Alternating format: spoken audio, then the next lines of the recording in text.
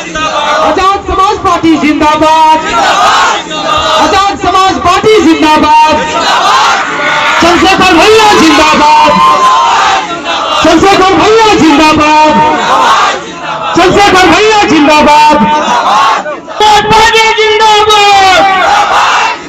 देखो देखो कौन, देखो देखो कौन, ईमानी जिंदाबाद, ईमानी जिंदाबाद, जय जय जय जय जय। विधानसभा में भाई अर्जुन बैठा जी के प्रचार में आने का मुझे मौका मिला है। इसके लिए मैं भाई अर्का विधानसभा की टीम का, प्रदेश की टीम का बहुत बहुत धन्यवाद करने पर उपस्थित हमारे साथी बड़े बुजुर्गों का भी, जो भाई अर्जुन बैठा जी को आशीर्वाद देने के लिए यहाँ पहुंचे हैं, मैं उनका भी धन्यवाद करता हूं।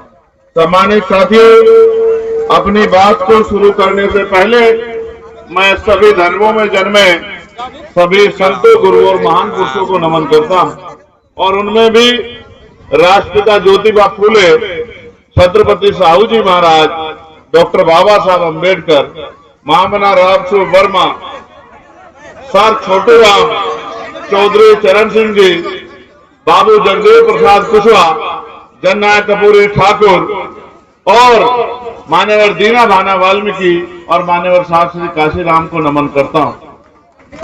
ये भगवान बिरसा मुंडा के संघर्ष को याद करने का समय है। ये आज स्वतंत्रता संग्राम में अपने प्राणों को बलिदान देने वाली मां उदा देवी पासी की आज शहादत दिवस भी है। ऐसे अवसर पर मुझे पार्टी की तरफ से ये आदेश हुआ है कि मुझे भाई अर्जुन बैठा जी के जो संघर्ष उन्होंने पिछले 10, 12, 15 साल में यहाँ किया है और आपकी लड़ाई लड़ने का काम किया है, जब जब आपके ऊपर कोई मुसीबत आई है, आपकी आवाज बनने का काम किया है, आपके सुख दुख में खड़े होने का काम किया है। आप ये समझिए कि जिस आदमी ने बिना किसी पद के आपकी हर तरह की लड़ाई लड़ी, आपकी आवाज बनने का काम करा, आपको ताकत देने का काम किया, आपको आगे बढ़ाने के लिए संघर्ष करने का काम किया, यहाँ की बुनियादी समस्याओं पे आवाज उठाने का काम किया, चाहे रोजगार का मामला हो, चाहे महंगाई का मामला हो, चाहे अच्छे स्कूल का मामला हो, चाहे अच्छे कॉलेज का मामला हो। यूनिवर्सिटियां तो इस गरीब क्षेत्र में सरकारों ने कभी बनाई नहीं है। चाहे अच्छे हॉस्पिटल का मामला हो, मेडिकल कॉलेज तो इस क्षेत्र के हिस्से में कभी आया ही नहीं है। लेकिन मेरा ऐसा विश्वास है कि ये लोकतंत्र है, यहाँ सिर्फ रानी का बेटा राजा नहीं बनेगा, जनता जिसे वोट देकर भेजेगी वो चुनकर जाएगा, और जो चुनकर जाएगा वो अपनी बात को रखकर अपने क्षेत्र का विकास कराएगा। जब मैं यहाँ पहुंचा था, मैंने इस क्षेत्र को देखा, कहीं बहुत दूर दूर तक रोजगार का कोई साधन नजर नहीं आता, और जानकारी में तो ये भी आया है कि रोजगार के लिए बहुत दूर दूर पलायन करना पड़ता है। पढ़े लिखे नौजवान परेशान हैं, और ग्रामीण अंचल में रहने वाली माताएं बहनें महंगाई की मार से परेशान हैं। मैं तो गांव ग्रामीण क्षेत्र से आता हूं और ये जानता हूं कि गांव से लेकर शहर तक हम कोल्हू पे काम करके, भट्टों पे काम करके और तमाम तरह के छोटे मोटे काम करके, खेतों में काम करके, मकानों में बनने वाले जो बड़े बड़े बंगले बनने वाले उन मकानों में काम करके ईंटें सर पे उठा के अपने घर परिवार को चलाते हैं। लेकिन सम्मानित साथियों, देश की आजादी के लिए जो सपना देखा गया था वो सपना ऐसा नहीं था। उस सपने में आपकी तरक्की थी, उसके साथ ये उम्मीदें थी कि जब लोकतंत्र आ गया है तो देश का कोई घर ऐसा नहीं बचेगा जो बेबसी, लाचारी, गरीबी, परेशानी में जिए। सरकारें बनेंगी, अरे विधानसभा से व्यक्ति चुन के आएंगे, जो व्यक्ति चुन के आएगा वो अपने क्षेत्र की समस्याओं के लिए सरकार के सामने प्रस्ताव रखेगा, सरकार से सवाल करेगा और अपने क्षेत्र का विकास कराने का काम करेगा। लेकिन आज भी जब गांव के दौरे पर निकलते हैं तो ये एहसास होता है कि आज भी आपके क्षेत्र से विकास कोसों दूर है, और विकास तब तक नहीं होगा जब तक आप अपनी वोट का फैसला जिम्मेदारी से नहीं लेंगे। अगर आप अपनी वोट को ऐसे ही बहुत सस्ती मान के किसी को भी देते रहेंगे, लुटाते रहेंगे, तो आपका जीवन नहीं बदल सकता। अगर आपको अपनी वोट को ताकत बनाना है तो आपके पास मौका आ गया है। 20 तारीख को वोट पड़ेंगे। एक एक वोट अपने जीवन के बदलाव के लिए, अपने बच्चों के भविष्य के लिए, एक एक वोट अपने क्षेत्र में विकास के लिए, अपनी गुलामी पे गरीबी की बेड़िया काटने के लिए एक एक वोट भाई अर्जुन बैठा जी को केतली का बटन दबा के डाल देना, और आपकी समस्या को हल करने का काम भाई अर्जुन बैठा जी करेंगे। वो आपके लिए चिंतित है। जब मैं गाड़ी में था तो भावुक होकर मुझे बता रहे थे कि क्षेत्र में बड़े बड़े नेता आते हैं, बड़े बड़े नेताओं के हेलीकॉप्टर उतरते हैं, बड़ी बड़ी बातें होती हैं, बड़ी बड़ी योजनाओं पर चर्चा होती है, मगर आज भी मेरा समाज हाशिए पे है। चुनाव के बाद, चुनाव में तो सब लोग आते हैं, हमारे बराबर में भी बैठते हैं, हमारे पैर भी छूते हैं, हमें अपना भी कहते हैं, हमारे साथ बैठ के खाना भी खाते हैं, नारा भी लगाते हैं। लेकिन चुनाव के बाद मेरा समाज 5 साल इंतजार करता है। कोई एक आदमी हमारे बीच नहीं आता, कोई ये नहीं देखता कि हम अच्छा इलाज न मिलने के कारण मर रहे हैं, हमारे बच्चों को पढ़ने के लिए अच्छे स्कूल कॉलेज नहीं मिल रहे हैं, हम पढ़े लिखे हमारे बच्चे बेरोजगार घूम रहे हैं, हमारे यहाँ पीने के लिए साफ पानी की व्यवस्था नहीं है, और उद्योग धंधे तो हमारे नसीब में शायद है ही नहीं। मैंने इनको कहा कि बैठा जी भावुक मत होना, ये जनता है, ये जनता जनार्दन है, जिसे आशीर्वाद देती है वो ताकतवर हो जाता है।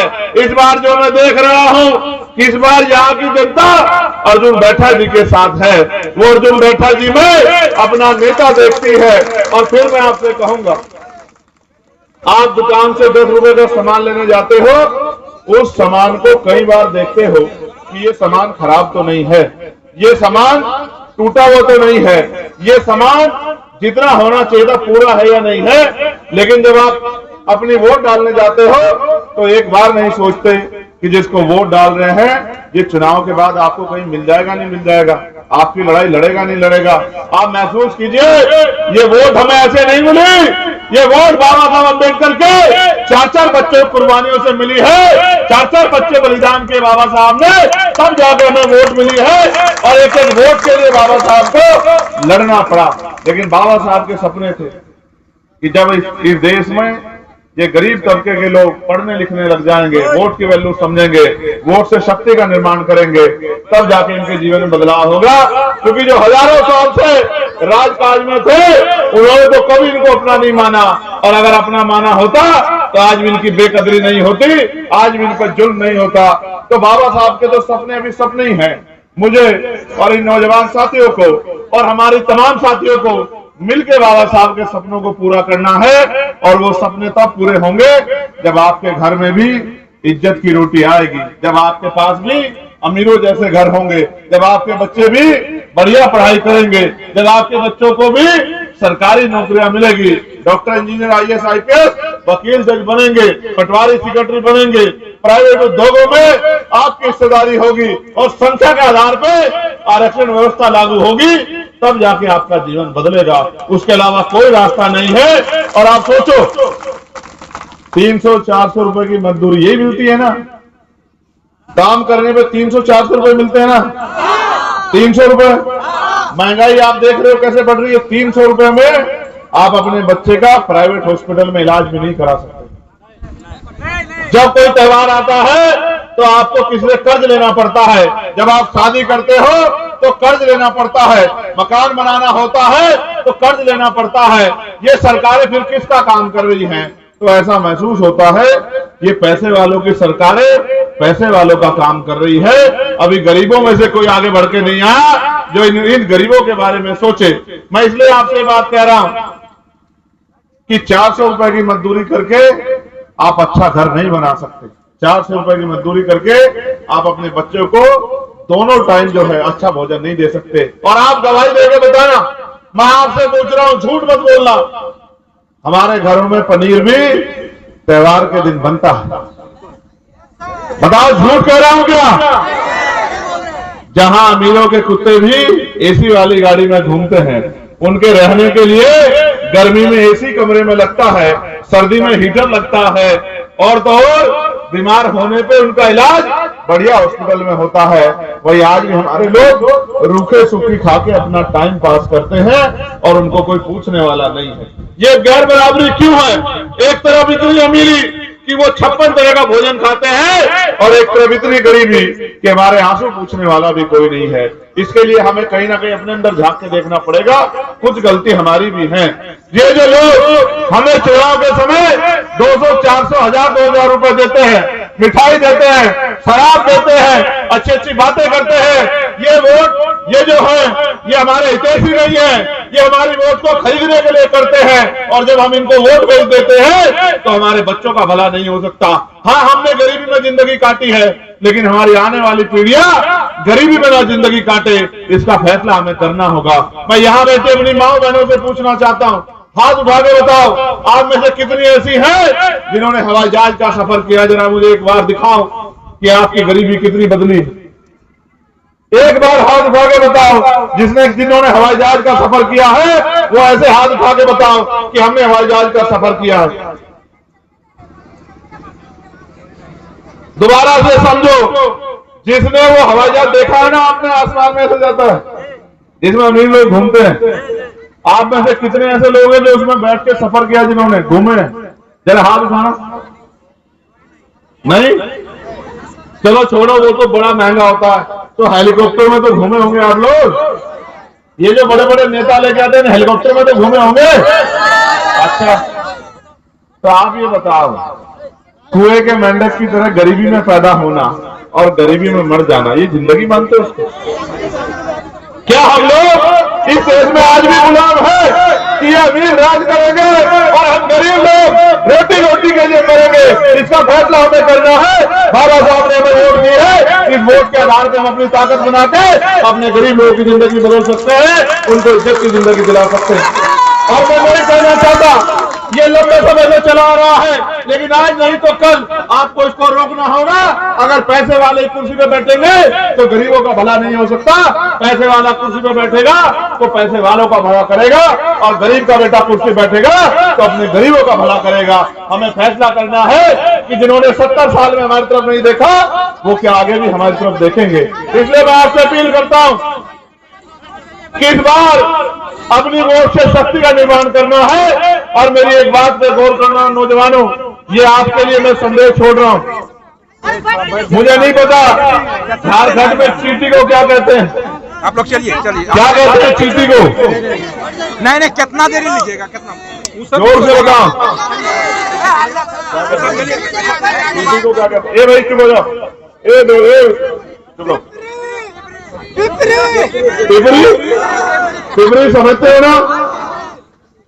ये नौजवानों मेरी बात पे गौर करो ना, पिपरी समझते हो ना? दीवार को देखा है तुमने? एक पिपरी के पीछे सारी पिपरी चलती है नहीं चलती है? बताओ, चलती है नहीं चलती है?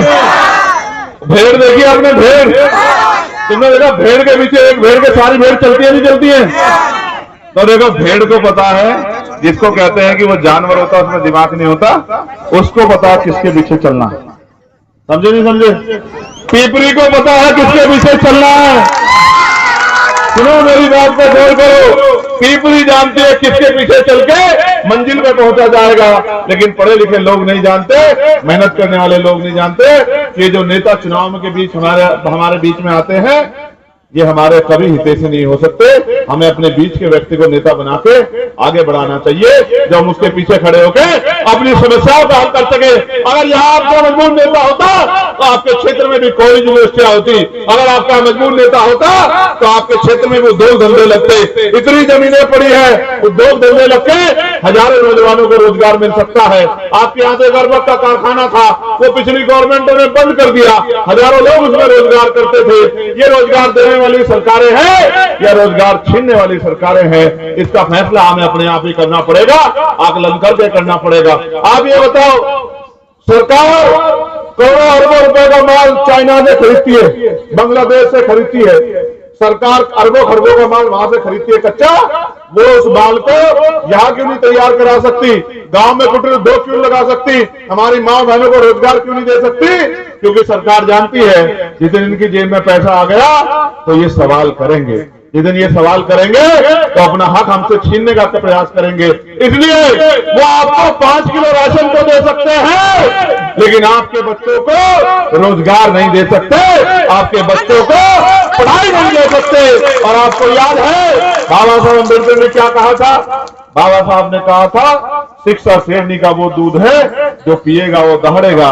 उन्होंने कहा शिक्षित बनो, संगठित रहो, संघर्ष करो। अब आप ये सोचो, तो ये सरकारें जब शिक्षा के मंदिर को बंद कर रही हैं तो ये बाबा साहब की सरकारें नहीं हो सकती हैं। इसलिए मैं आपसे कहना चाहता हूं, आज कई जगह पे सभाएं लगी हैं और मुझे आपको मिलके ये सुनिश्चित करना है कि इस बार विधानसभा में हमारा आदमी भी चुन के जाना चाहिए जिसके भरोसे हम अपने क्षेत्र की लड़ाई लड़ सके, क्योंकि बाकी नेता तो आपको 5 साल बाद चुनाव में ही मिलेंगे।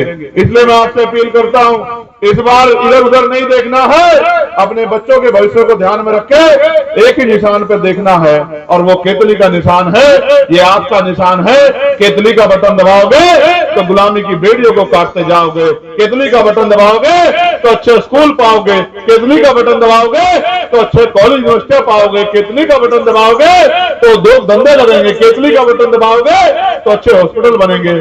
और अगर किसी और का बटन दबाओगे तो एक कहावत है कि अजमाए हुए को अजमाओगे तो वही मिलेगा जो मिलता है। अगर गलती करके जिनके साथ पहले खड़े होते उनके साथ खड़े होगे तो वही मिलेगा जो मिलता है।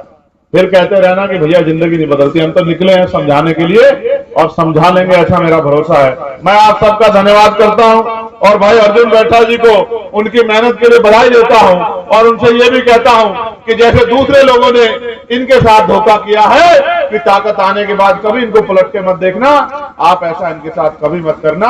ये गरीब लोग जिसके साथ खड़े होते हैं, जिसको अपना मानते हैं, उसके लिए जान भी निछावर कर देते हैं। मैं इस बात का गवाह हूं। इन्होंने मुझे वोट से मेंबर ऑफ पार्लियामेंट बना के भेजा, बड़ी बड़ी पार्टियों को, भाजपा, कांग्रेस, समाजवादी जैसी पार्टियों को धूल चटा के भेजा। इसलिए मैं इनसे कहना चाहता हूं, ये गरीब लोग भरोसा करते हैं, इनके भरोसे के साथ छल मत होने देना, इनका बन के रहना। ये रूखी खिलाएंगे रूखी खाना, ये सूखी खिलाएंगे सूखी खाना, लेकिन कोशिश करना कि इनको इज्जत की जिंदगी दिला के, इनको जो है सम्मान की जिंदगी दिला के इनके दुख तकलीफ दूर कर सको। ऐसी मैं आपसे भी आग्रह करता हूं और यहाँ पहुंचने पर आप सबका धन्यवाद करता हूं। और मैं अपने प्रदेश के अध्यक्ष जी कासिफ साहब और हमारे प्रभारी तोमर साहब और यहाँ की अपनी जिले की टीम का, विधानसभा की टीम का, क्योंकि ये आपकी इच्छा थी कि बैठा जी को मौका मिलना चाहिए, तो आप ये मत समझना कि बैठा जी अकेले प्रत्याशी हैं, आप सब लोग प्रत्याशी हैं। दिन रात मेहनत करना, लोगों से अपील करना और वोट की ताकत बनाना, और जब रिजल्ट आए तो मुझे भी खुशी हो कि गरीब के बेटे ने पैसे वालों को हरा के आपने गरीब के बेटे को एमएलए बनाने का काम किया। मुझे भी इस बात की खुशी होनी चाहिए। बहुत बहुत धन्यवाद। जय भीम, जय भारत, जय संविधान, जय मंडल, जय जोहार, जय जवान, जय किसान, और आप सबके लिए मंगल कामनाएं। और मैं आपको भरोसा दिलाता हूं, अगर आपसे जुड़ा कोई भी मामला पार्लियामेंट में आएगा तो चंद्रशेखर आजाद आपको विश्वास दिलाता है कि पूरी ताकत से वो मामला उठा के आपकी समस्या का हल कराया जाएगा। इस बात का मैं आपको विश्वास दिलाता हूं। बहुत बहुत धन्यवाद।